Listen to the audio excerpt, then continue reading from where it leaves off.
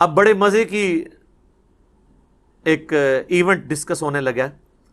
کلما دخل علیہا زکریا المحراب، جب کبھی بھی زکریا علیہ السلام محراب میں داخل ہوتے، یعنی وہ ایک محراب نما حجرہ بنا تھا جہاں حضرت مریم عبادت کرتی تھی، تو ان کے ٹیچر کے طور پر یہ خالو بھی لگتے تھے اور ایج ڈیفرنس بھی بہت زیادہ تھا اور پیغمبر بھی.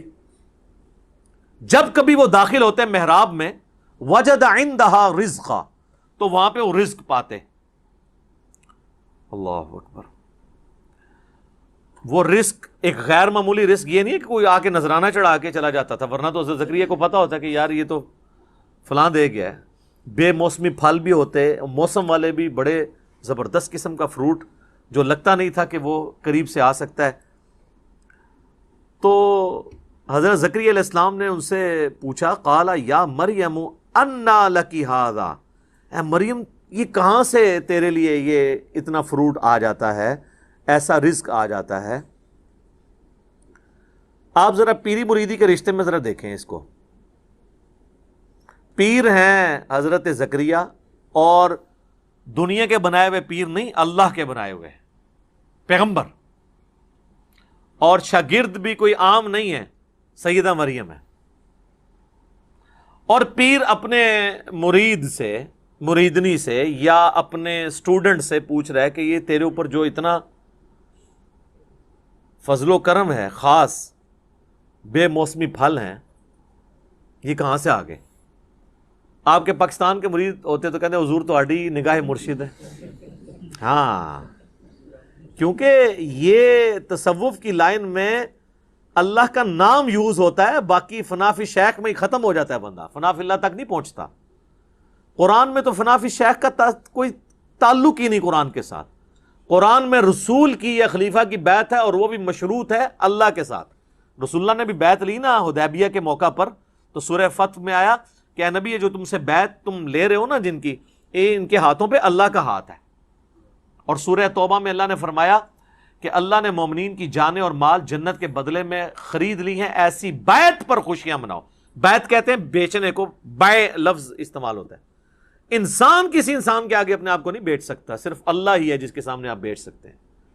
پیغمبر بھی آن دا بہاف آف گاڈ آپ سے بیعت لیتا ہے.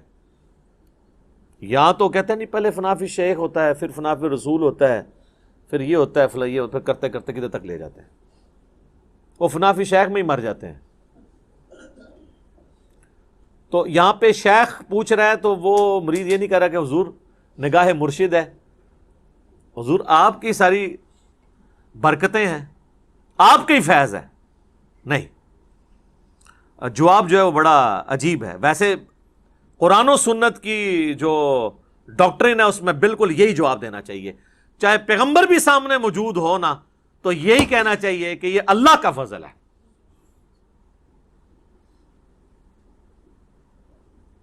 قالت ہوا من عند اللہ، وہ کہنے لگی اللہ کی طرف سے آتا ہے. اللہ اکبر. ان اللہ یرزق من یشاء بغیر حساب، بے شک اللہ جسے چاہتا ہے بغیر حساب و کتاب کے رزق عطا فرما دیتا ہے.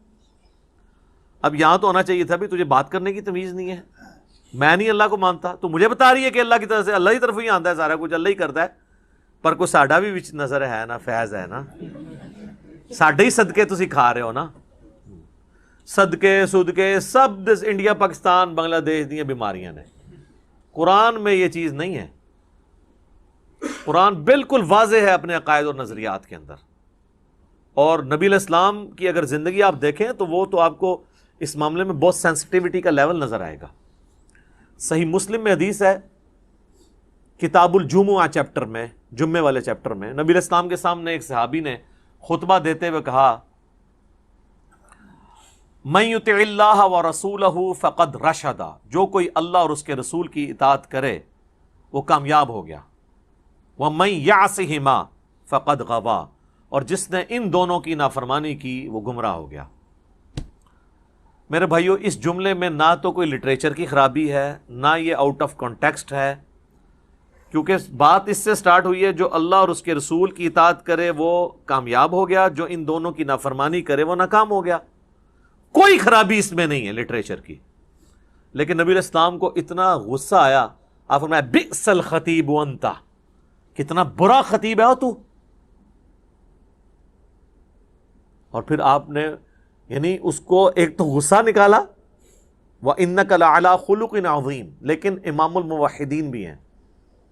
یہ ڈانٹا ہے تو ڈانٹا ہے، اس کے باوجود اتنا لوگ جو ہے شرک کی طرف جا رہے ہیں. نہ ڈانٹا ہوتا تو کیا کر رہے ہوتے؟ آپ فرمایا تم کہو مَن يَعْصِ اللَّهَ وَرَسُولَهُ فَقَدْ غَوَىٰ، جو اللہ اور اس کے رسول کی نافرمانی کرے وہ گمراہ ہوا. تم نے یہ کیوں کہا کہ ان دونوں کی کرے؟ وہ آگے سے کہہ سکتا تھا یا رسول اللہ میں نے کوئی آپ کو اللہ مان کے تو نہیں کیا، میں آپ کو اللہ کا بندہ ہی سمجھتا ہوں، آپ کو میں غیر مستقل بذات سمجھتا ہوں. عطائی ہے وہی کہانیاں جو تمہیں کرائی جاتی ہیں، جو اسی بھی کراتے رہے اپنے کسی زمانے میں. اس زمانے میں یہ کہانیاں نہیں تھی. آپ نے کیٹاگوریکلی فرمایا کہ تو کہ اللہ اور اس کے رسول کی نافرمانی، یہ نہ کہ ان دونوں کی. حالانکہ وہ کوئی غلط نہیں تھا، پہلے وہ کہہ چکا تھا اللہ اور اس کا رسول، سٹارٹ سے ہی دونوں کہتا پھر تو غلط ہوتا. لیکن نبی علیہ السلام نے احتیاط کا یہ پہلو رکھا.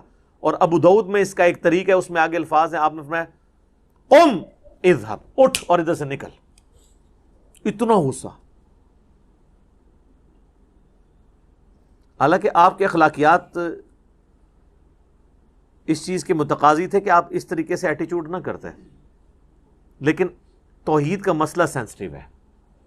آپ ذرا سے بھی ڈھیلے پڑتے نا، امت نے کم چک کے رکھنا سی. وہ اتنا چکے ہے. صحیح بخاری میں حدیث ہے، دیکھنا میری شان کو اس طرح بلند نہ کرنا جس طرح نصارہ نے عیسیٰ ابن مریم کو بڑھا کے ڈیونٹی میں کلیم کر دیا. پھر بھی قوم باز نہیں آتی، کیا زمین و آسمان کی کلابیں ملاتی ہے. میں مفتی منیب الرحمان صاحب کے پاس بیٹھا ہوا تھا، 22 مارچ 2007 کی بات ہے، آلموسٹ 13 سال پہلے. تو مجھ سے فرمانے لگے کہ میں تو نعت خانوں کی مجلس میں جانا اب چھوڑ گیا ہوں، یہ شرکیاں نعتیں پڑھتے ہیں. میں حیران ہو گیا، جی مفتی منیب صاحب کہہ رہے ہیں شرکیاں پڑھتے ہیں. وہ کیڑا اتنا وڈا شرک ہے، ایڈا موٹا گاڑا شرک جڑا مفتی صاحب کو نظر آ رہا ہے. تو کہتے ہیں یہ دیکھو نا، یہ پڑھتے ہیں خدا کا پکڑا چھڑائے محمد، محمد کا پکڑا چھڑا کوئی نہیں سکتا. تو ان کو شرم نہیں آتی ہے؟ یہ شان الوہیت اور شان رسالت کا مقابلہ کرواتے ہیں. الفاظ دیکھیں، یہ کیا رسول اللہ یہ بات سن سکتے ہیں کہ خدا کا پکڑا چھڑائے محمد، محمد کا پکڑا چھڑا کوئی نہیں سکتا؟ سر پکڑتا بھی خدا ہے، چھڑاتا بھی خدا ہے. ذریعہ کسی کو بناتا ہے اور اس کو بھی اذن دیتا ہے اپنی اجازت سے. اسی لیے قرآن میں بار بار ہے شفاعت بھی اللہ کی ہے. من ذا الذی یشفع عندہ الا باذنہ، دھونس نہیں ہے، بالاذن ہے. یہ اس طرح کے جملے بولنا، پھر اس کو کہنا دیکھیں نا جی وہ قیامت دن لوگ پکڑے جائیں گے تو حضور چھڑوا لیں گے. سر وہ یہ آپ نبی علیہ السلام کے سامنے ذرا بات کر کے دیکھیں، نبی علیہ السلام کیا دھونس سے چھڑوائیں گے؟ اس طرح کے جملے بولنا. یہاں دیکھ لیں نبی علیہ السلام نے اس کو یہ بھی نہیں کہنے دیا کہ جس نے ان دونوں کی نافرمانی کی. اس کو کہتے ہیں مزاج رسول صلی اللہ علیہ وسلم. اس سے بھی اگلا ورژن لے لیں. مسند امام احمد میں حدیث ہے، نبی علیہ السلام سے ایک صحابی نے عرض کی یا رسول اللہ ما شاء اللہ و شئت، اے اللہ کے رسول جو اللہ چاہے اور جو آپ چاہیں. ہمارے تو جناب بسوں کے پیچھے لکھا ہوتا ہے اللہ نبی وارث. تو نبی علیہ السلام فرمایا اجعلتنی للہ ندا، کیا تو نے مجھے اللہ کے مقابلے پہ ند بنا دیا، کھڑا کر دیا؟ قل بل ما شاء اللہ وحدہ، بلکہ کیا جو اکیلا اللہ چاہے. وہ آگے کہہ سکتا تھا یا رسول اللہ میں آپ کو اللہ تو نہیں مانتا، اور ظاہر کو صحابی تو حضور کو اللہ نہیں مانتا ہوگا. یا رسول اللہ میں نے یہ کہا کہ اللہ کی مرضی سے ہی آپ بھی چاہ کے وہ جڑی ایڈی لمبی ایکویشن بنا دینا نا. اس زمانے چ کہانیاں نہیں سن پائی، بالکل 24 کیرٹ سونا تھا. اچھا کتابوں میں آج بھی ہے.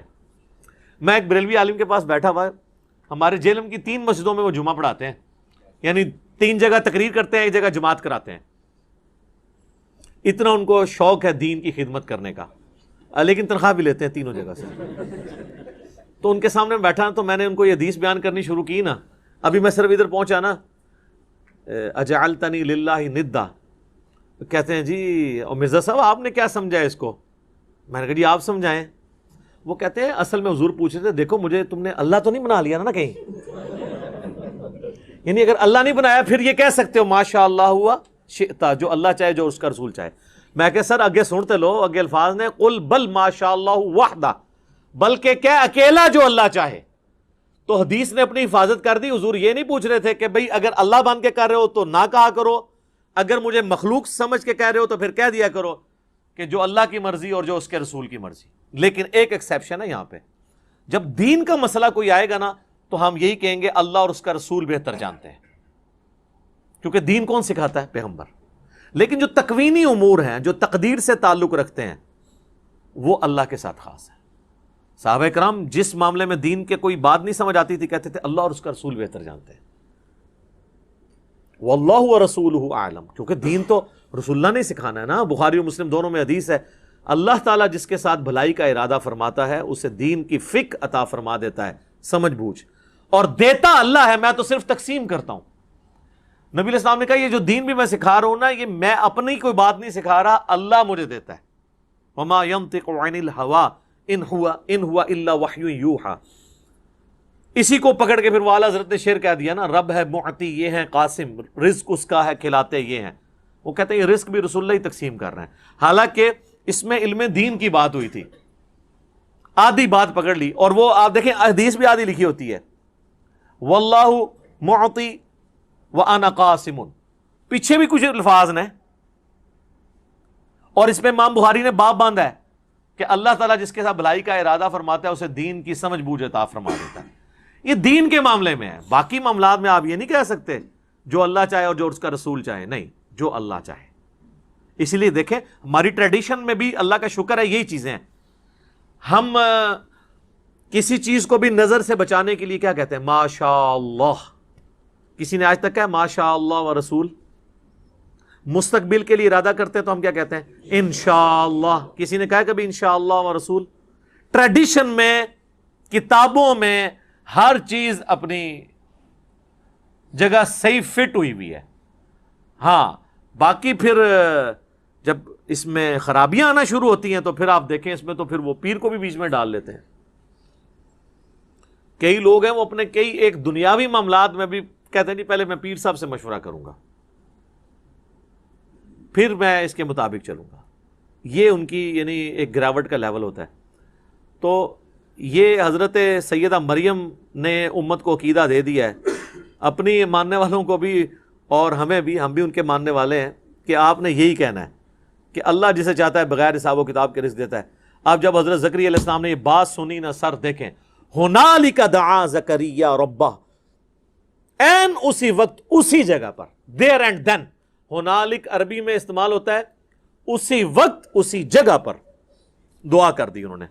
قال رب ہب لی من لدنک ذریۃ طیبہ, اے رب میرے مجھے اپنے پاس سے ایک پاکیزہ اولاد عطا فرما, انک سمیع الدعاء, بے شک تو دعاؤں کا سننے والا ہے. سورہ مریم میں تو ڈیٹیل ہے کہ وہ پوری تمہید بناتے ہیں کہ مجھے ایک اولاد چاہیے جو اولاد یعقوب کی وارث بنے, یعنی بنی اسرائیل کی, اور یہ جو میں ہیکل سلمانی کی دیکھ بھال کر رہا ہوں تو مجھے بھی ایک اپنا ایک گدی نشین آپ سمجھ لیں, خانقاہ نشین, یہ لیکن اللہ کی خانقاہ, جس کے لیے ہم خانقاہ کا لفظ اپنی امت میں دار ارکم, ہم اس اکیڈمی کو دار ارکم کہتے ہیں, کیونکہ نبی علیہ السلام کو جب یہ لوگ کون جن کی اولادیں آج دین کا کام نہیں ہمیں کرنے دیتی, ان کے باوجداد جب کھلے عام دعوت و تبلیغ نہیں کرنے دیتے تھے تو نبی علیہ السلام دار ارکم میں بیٹھ کے تو لوگوں کو دین سکھایا کرتے تھے. اس لیے ہم نے اپنی اس اکیڈمی کا نام دار ارکم رکھا ہوا ہے اس اعتبار سے. تو خانقاہ کا لفظ بھی آپ یوز کر سکتے ہیں, لیکن وہ چونکہ اب کافی بدنام ہو چکا ہے تصوف کی وجہ سے, اس لیے دار ارکم.